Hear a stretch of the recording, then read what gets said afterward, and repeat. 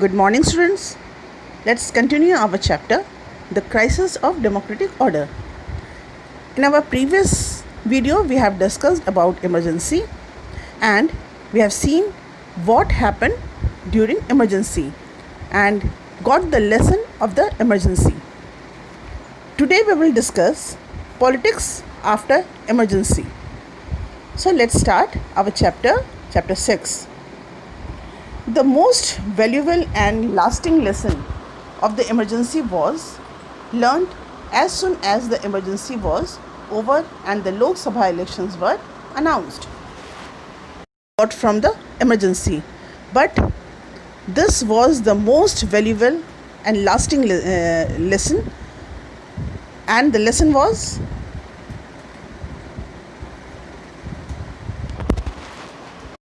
the result of Lok Sabha election. So, as soon as the emergency was over and the Lok Sabha elections were announced, we got the ultimate result or ultimate lesson. The 1977 election turned into a referendum on the experience of the emergency. 1977 का जो election था वो एक तरह से referendum बन गया, referendum के रूप में टर्न हो गया. रेफरेंडम क्या होता है? रेफरेंडम वो एक पब्लिक ओपिनियन होता है, ठीक है. कई बार बहुत सारे टॉपिक्स पे, बहुत सारे इश्यूज़ पे जब गवर्नमेंट लोगों की राय जानना चाहती है तो वो रेफरेंडम इशू करती है, ठीक है. और रेफरेंडम के थ्रू पब्लिक ओपिनियन पता चलता है. और इस बार का 1977 का जो इलेक्शन था वो एक तरह से रेफरेंडम था, मीन्स पब्लिक ओपिनियन था. At least in North India where the impact of the emergency was felt most strongly. कम से कम नॉर्थ इंडिया का एरिया जहाँ पर कि इमरजेंसी जो था उसका इफ़ेक्ट बहुत स्ट्रांगली फील किया गया था. द अपोजिशन फॉर डेमोक्रेसी, ठीक है. अपोजिशन ने अब की बार 1977 का जो इलेक्शन लड़ा उसमें उनका जो मुद्दा था क्या? Save democracy. The people's verdict was decisively against the emergency. और जो लोगों का जो वर्डिक्ट था वो एक तरह से इमरजेंसी के अगेंस्ट ही था. The lesson was clear and has been retreated in many state level election thereafter. Government that are perceived to be anti-democratic are severely punished by the voters. In this scene, the experience of 1975 and 77 ended up strengthening the foundation of democracy in India. अब तक के हमारी जो history रही है उसमें जब किसी लीडर ने या किसी गवर्नमेंट ने एंटी डेमोक्रेटिक कोई ऐसा काम किया है तो पब्लिक ने सीवियरली पनिश किया है. और 1975 से लेकर 77 तक का जो ये एक्सपीरियंस था इसमें भी इसने भी कहीं ना कहीं हमारी इंडियन डेमोक्रेसी को स्ट्रेंथन करने का काम किया है. लोकसभा इलेक्शन 1977. अब 77 में जो लोकसभा हुआ हम उसके बारे में देखते हैं कि in January 1977 after 18th month of emergency, how much time? 18th month, ठीक है. 18 month after 18 month of emergency the government decided to hold election. Accordingly all the leaders and activists were released from jails. जनवरी 1977 में जब government ने decide किया election hold करने का तो उसके अकॉर्डिंग जितने भी लीडर्स थे और जितने भी एक्टिविस्ट थे जिनको कि डिटेन कर लिया गया था वो सब जेल से रिलीज़ हो गए. Elections were held in March 1977. This left the opposition with very little time, ठीक है. अब मार्च 1977 में ही इलेक्शन को होना था और इसलिए इस जो ऑपोजिशन पार्टी थी उसके पास बहुत कम टाइम था. But political developments took place very rapidly. The major opposition parties had already been coming closer in the pre-emergency period. ठीक है, लेकिन ये जो पॉलिटिकल डेवलपमेंट था वो इतनी बहुत तेज़ी से हुआ था और इमरजेंसी के दौरान ही जितने भी ऑपोजिशन पार्टी थी वो प्री इमरजेंसी टाइम से ही वो करीब करीब एक साथ थी। ठीक है, इसके पहले वाले इलेक्शन में भी इंदिरा गांधी के अगेंस्ट ये सारे के सारे ऑपोजिशन पार्टी एक साथ थे और इमरजेंसी के दौरान तो सारे के सारे इंदिरा गांधी के अगेंस्ट थे। तो अब ये और ज़्यादा क्लोज आ गए। Now they came together on the eve of the election and formed a new party. और अब जब ये फिर से इलेक्शन होना था तो ऐसे में ये फिर से एक साथ आए और उन्होंने एक नई पार्टी बनाई known as the Janata Party. Now the name of the party was Janata Party. The new party accepted the leadership of Jayaprakash Narayan. ठीक है, तो अब जो ऑपोजिशन पार्टी, पहले तो संयुक्त विधायक दल बना था, ठीक है, लेकिन अब जो था ये इस 1977 में जो ये ऑपोजिशन पार्टी ने मिलकर जो अपनी एक पार्टी बनाई उसका नाम रखा गया जनता पार्टी और जयप्रकाश नारायण जो थे वो लीडर बने इस पार्टी के। Some leaders of the Congress who were opposed to the emergency also join this new party. और अब की बार क्या हुआ कि कांग्रेस के भी कुछ लोग जो लोग अपोज करते थे इमरजेंसी को, उन्होंने भी इस पार्टी को ज्वाइन कर लिया। Some other Congress leader also came out and formed a separate party under the leadership of Jagjivan Ram. ठीक है, तो कुछ कांग्रेस तो इसी जनता पार्टी में ही आ गए कांग्रेसमैन और कुछ और जो कांग्रेस के लीडर्स थे उन्होंने अपनी सेपरेट पार्टी बना ली और वो जो उस पार्टी के लीडर बन गए Jagjivan Ram. This party named as Congress for democracy later merged with the Janata party. ठीक है, तो ये जो पार्टी जो थी पहले तो इसका नाम था कांग्रेस फॉर डेमोक्रेसी, लेकिन बाद में ये पार्टी भी जनता पार्टी के साथ मर्ज हो गई। ठीक है, तो मेन पार्टी जो थी वो जनता पार्टी थी। The Janata party made this election into a referendum on the emergency. और जनता पार्टी ने इस इलेक्शन को इमरजेंसी का रेफरेंडम बना दिया। ठीक है, मतलब इमरजेंसी पर जो पब्लिक ओपिनियन था तो पर पब्लिक ओपिनियन ले लिया। It's campaign was focused on the non democratic character of the rule and on the various axes that took place during this period. और इस नई जनता पार्टी का जो कैंपेन था उसका मेन फोकस क्या था? उसका मेन फोकस था non democratic character of the government ने जितने भी नॉन डेमोक्रेटिक काम किए थे वो उस पर उन्होंने फोकस किया और जो वेरियस एक्सेसेस जो किए गए थे, जो बहुत एक्सट्रीम मेजर्स जो यूज़ किए गए थे ड्यूरिंग इमरजेंसी पीरियड, उन सारी चीज़ों पर इस पार्टी ने फोकस किया। In the backdrop of arrest of thousands of persons and the censorship of press, the public opinion was against the Congress। ठीक है, और जहाँ पर इतने निर्दोष लोगों को हज़ारों की संख्या में अरेस्ट कर लिया गया था और जो प्रेस की सेंसरशिप की गई थी, प्रेस की फ्रीडम को ख़त्म किया गया था, तो इससे जनता जो थी, जनता का ओपिनियन कांग्रेस के अगेंस्ट ही था। Jayaprakash Narayan became the popular symbol of restoration of democracy. ठीक है, और रेस्टोरेशन ऑफ डेमोक्रेसी को फिर से रिस्टोर करने का एक सिंबल बन गए Jayaprakash Narayan. The formation of Janata Party also ensured that non Congress vote would not be divided. और अब की बार जो जनता पार्टी का जो ये फॉर्मेशन हुआ तो इसके पीछे रीज़न ये था, एक ये भी था कि किसी भी हाल में जो नॉन कांग्रेस वोट्स हैं उनको डिवाइड नहीं होने देना है।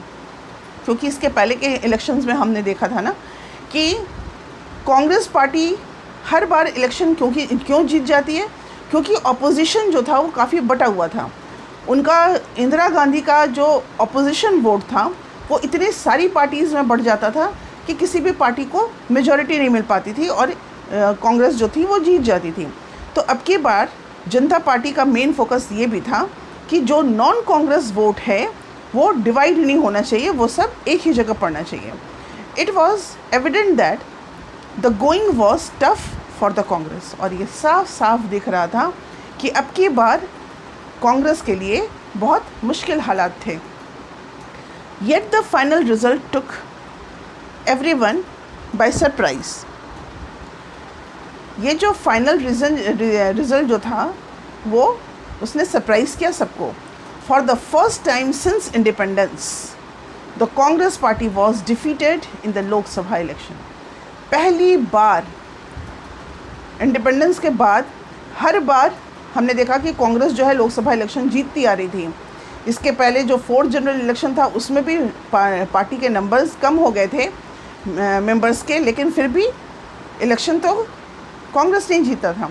लेकिन इंडिपेंडेंस के बाद फर्स्ट टाइम कांग्रेस ने लोकसभा इलेक्शन हारा था. The Congress could win only 154 seat in the Lok Sabha. केवल कहाँ उसको 67 के इलेक्शन में उसको 352 सीट्स मिले थे, ठीक है, लेकिन अब सिर्फ 154 सीट्स मिले लोकसभा में. Its share of popular vote fell to less than 35%. और जो इनका जो पॉपुलर सपोर्ट था, वोट परसेंटेज जो था वो सिर्फ 35% रह गया.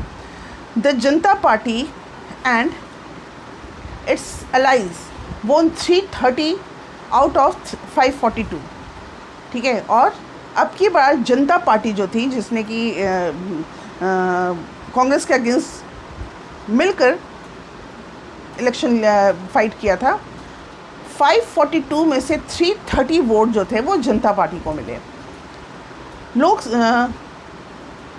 जनता party itself won 295 seats and thus enjoyed a clear majority.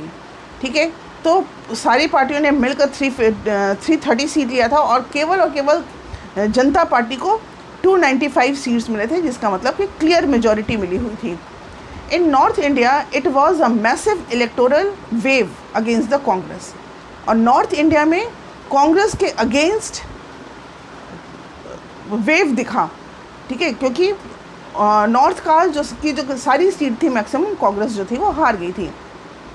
The Congress lost in every constituency in Bihar, Uttar Pradesh, Delhi, Haryana and the Punjab and could win only 1 seat each in Rajasthan and Madhya Pradesh. सोचो कितनी ख़राब स्थिति थी कि बिहार, उत्तर प्रदेश, दिल्ली, हरियाणा और पंजाब, इसमें एक भी लोकसभा सीट कांग्रेस को नहीं मिला, एक भी सीट नहीं मिली, ठीक है.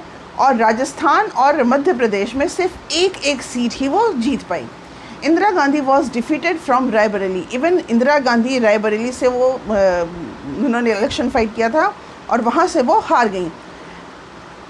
As was her son Sanjay Gandhi from Amethi. और उनका बेटा संजय गांधी वो अमेठी से चुनाव लड़ रहा था और अब की बार वो अमेठी से संजय गांधी भी हार गया. But if you look at the map showing the result of this election, you will notice that Congress did not lose election all over the country. आप अपनी बुक के पेज नंबर 121 में जो मैप दिया हुआ है उस मैप को अगर आप देखोगे तो आप देखोगे कि कांग्रेस ने पूरी कंट्री में इलेक्शन नहीं हारा था, ठीक है. It retained many seats in Maharashtra, Gujarat and Orissa. Maharashtra, Gujarat और उड़ीसा में भी कुछ सीट्स जो थी उसने लिए थे. And virtually swept through the southern state. और सदर्न इंडिया का जो मैक्सिमम पार्ट था वहाँ पर कांग्रेस ने सीट जीता था. There are many reasons for this. और इसके पीछे क्योंकि पूरे इमरजेंसी का इफ़ेक्ट जो था वो पूरे इंडिया में नहीं था, नॉर्थ इंडिया में ज़्यादातर था और इसलिए नॉर्थ इंडिया की मैक्सिमम सारी सीट जो थी वो कांग्रेस हार गई थी. लेकिन इसके ठीक विपरीत सदर्न इंडिया का जो पार्ट था उसमें बहुत सारी सीट जो थी वो कांग्रेस के पास ही आ गई थी.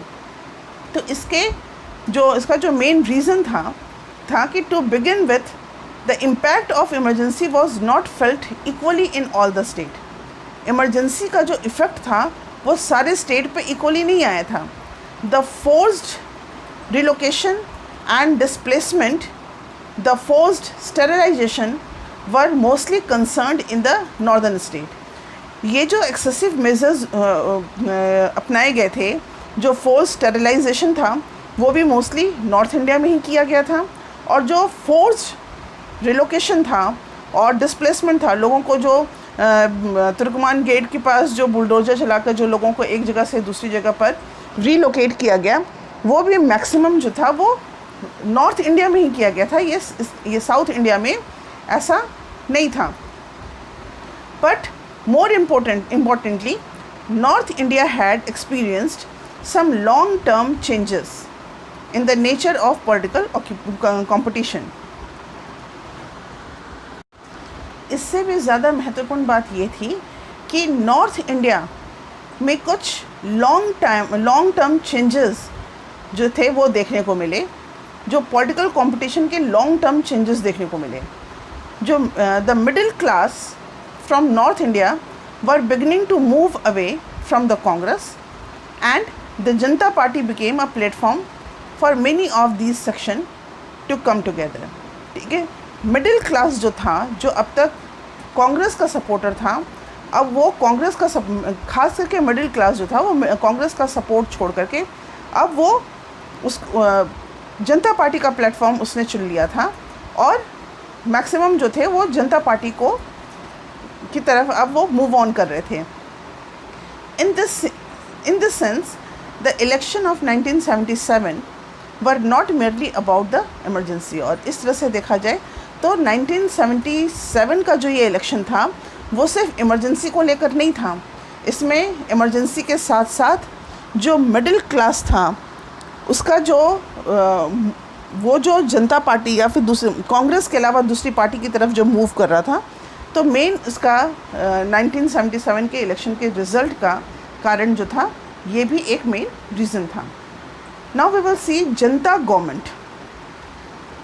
अब जनता गवर्नमेंट का क्या हुआ, अब हम ये देखते हैं। The Janata party government that come to power after the 1977 elections was far from cohesive। Janata party की गवर्नमेंट जो 1977 के इलेक्शन में अब पावर में आई थी, वो भी इतनी मेजॉरिटी के संग आई थी, इसके संग एक कमी ये थी कि ये सबको जोड़ कर नहीं रख पाई। ये सबको जोड़ के रखने वाली मतलब उस टेंडेंसी से काफ़ी दूर थी। After the election there was stiff competition among 3 leaders for the post of prime minister. ठीक है, इलेक्शन के बाद जब रिज़ल्ट आया और इतनी मेजॉरिटी के साथ, तो अब 3 मेन लीडर्स जो थे उनके बीच में प्राइम मिनिस्टरशिप को लेकर का जो था वो कंपटीशन हो गया। और कौन कौन लोग थे वो, उनमें थे Morarji Desai, who was the rival to Indira Gandhi ever since 1966-67, जो 66-67 से ही इंदिरा गांधी के राइवल थे। तो एक तो हो गए मोरारजी देसाई, दूसरे हो गए चरण Singh, leader of Bharatiya Lokdal, and a farmer leader from UP, and जो थर्ड थे वो थे Jagjivan Ram, who had vast experience as a senior minister in the Congress government. ठीक है, तो इस तरह से ये 3 मेन जो लोग थे वो उनके बीच में प्राइम मिनिस्टरशिप को लेकर कंपटीशन हो गया। अब भाई ये तो होना लाजमी था।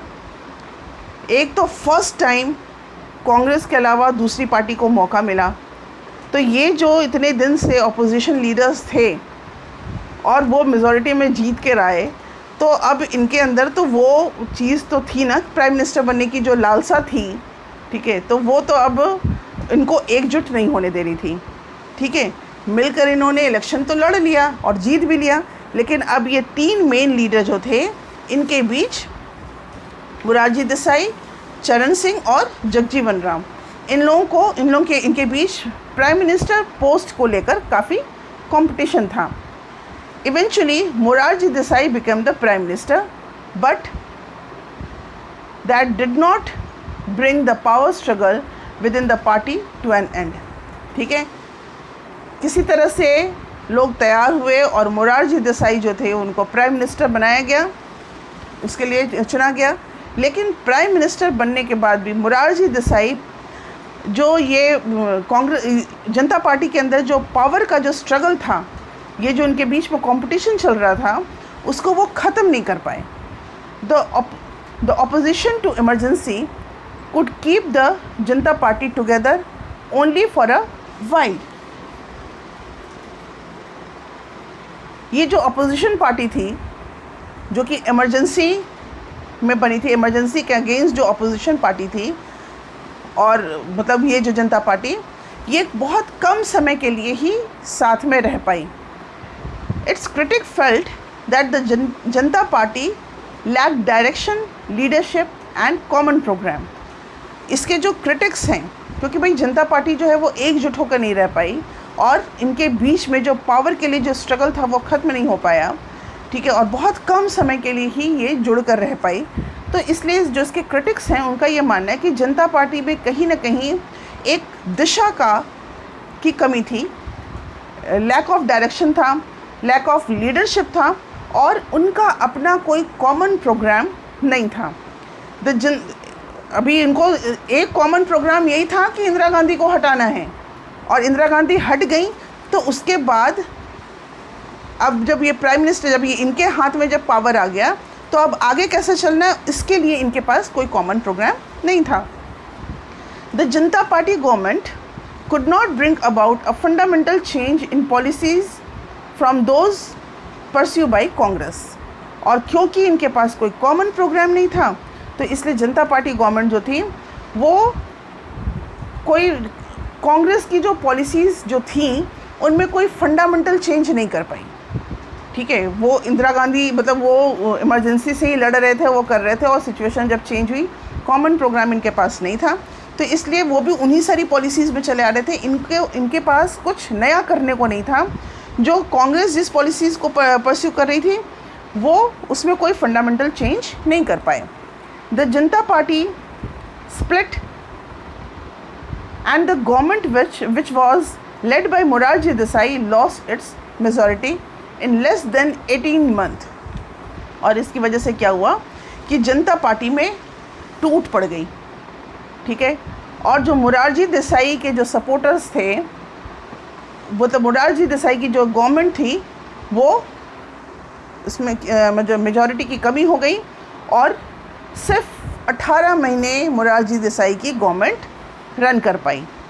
ठीक है, अनदर गवर्नमेंट हेडेड बाय चरण सिंह। जब मोरारजी देसाई जब नहीं चल पाए 18 महीने के बाद, उनकी मेजॉरिटी, उनके जो सपोर्टर्स कम हो गए, तो अब चरण सिंह जो थे उनके लीडरशिप में देश जो था, अब वो हमारे प्राइम मिनिस्टर बने।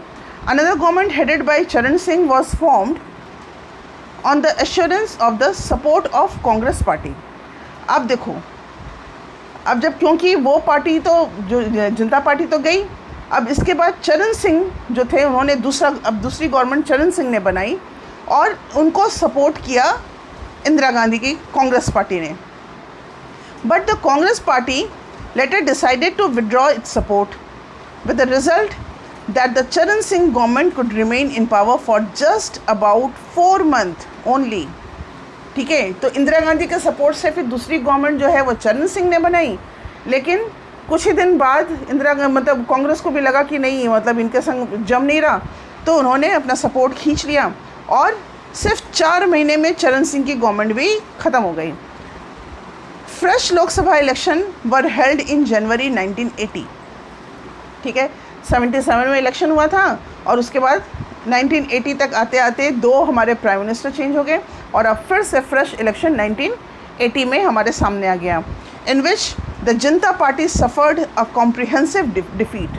और अब की बार जनता पार्टी को बुरी तरह से हारना पड़ा, specially in North India, where it had swept the polls in 1977 में, जहाँ उसने मतलब क्लियर मेजॉरिटी गेन किया था, इतने सारे सपोर्ट मिले थे, वहाँ पर जनता पार्टी हार गई।